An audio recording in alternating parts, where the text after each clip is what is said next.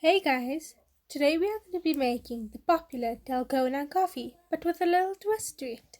Today's version is going to be strawberry Dalgona. You want to start by adding your strawberry Nesquik or any strawberry powder of your choice. To that I'm adding 4 tablespoons of heavy cream, or you could even use fresh cream. Now I want to start whipping this. And just take note that it might take a little long, but just be patient and keep whisking. Now I did switch to using a smaller whisk here. That made it much easier.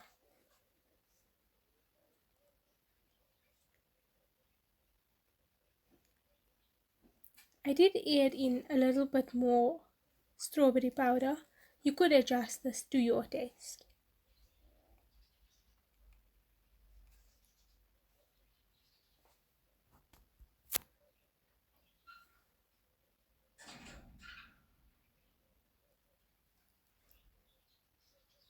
I want to whip this up until it reaches soft to stiff peaks.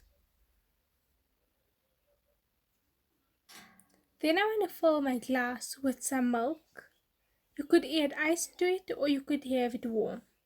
Can we just take a moment to see how satisfying this is?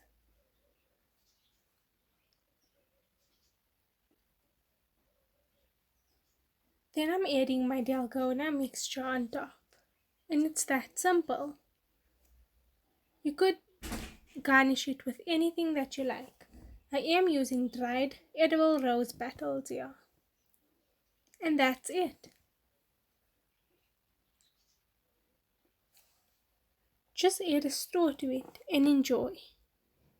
I hope you liked this video, and if you did, consider giving it a giant thumbs up and subscribe if you're new.